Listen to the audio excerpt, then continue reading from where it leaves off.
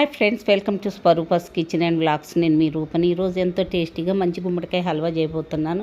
మరి ఎలా చేయాలో చూసేద్దామా. మరి మీడియం సైజ్ గుమ్మడికాయ తీసుకున్నాను. ఇట్లా పీల్ రిమూవ్ చేసుకున్న కింద బొడ్డు తీసేసి పైన తొడియని తీసేసేయాలి. తీసాక ఇది 2 పీసెస్ చేసి లోన గింజలు ఉంటాయి కదా, అవి తీసేసేయాలి. తీసాక తర్వాత 4 పీసెస్ చేసుకున్నాను.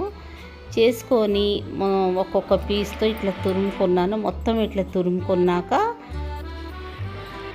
ఇంతలో స్టవ్ వెలిగించి వేరే గిన్నె పెట్టుకొని అందులో 2 స్పూన్స్ నెయ్యి వేసానండి. నాకు ఈ తురుము 3 కప్పులు అయింది.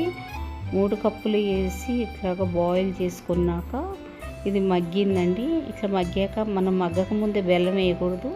తర్వాత వేసానండి. నేను అదే కప్పుతో కప్పుంబావి బెల్లం వేసాను. మళ్ళీ ఒకసారి ఇట్లా కలుపుకోవాలి. ఇది ఆర్గానిక్ బెల్లం.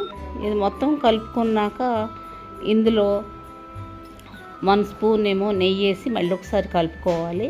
తర్వాత ఇలాచీ పౌడర్ వేసుకున్నాను. ఇంతలో మళ్ళీ స్టవ్ వెలిగించి వేరే గిన్నెలో కొంచెం నెయ్యి వేసి జీడిపప్పులు కిస్మిస్లు కూడా ఇట్లా ఫ్రై చేసుకున్నాను. చేసుకొని అవి కూడా వేసేసుకున్నానండి. చూసారుగా, రెడీ అయిపోయింది. చూస్తుంటేనే నోరూరుతుంది. ఇప్పుడు ఒక బౌల్లోకి ట్రాన్స్ఫర్ చేసుకుంటున్నాను. Thanks for watching. ఈ వీడియో మీకు నచ్చినట్లయితే లైక్ చేయండి, షేర్ చేయండి, కామెంట్ చేయండి, సబ్స్క్రైబ్ చేయటం మాత్రం మర్చిపోవద్దు. మరిన్ని వీడియోల కోసం మా ఛానల్ సబ్స్క్రైబ్ చేయండి.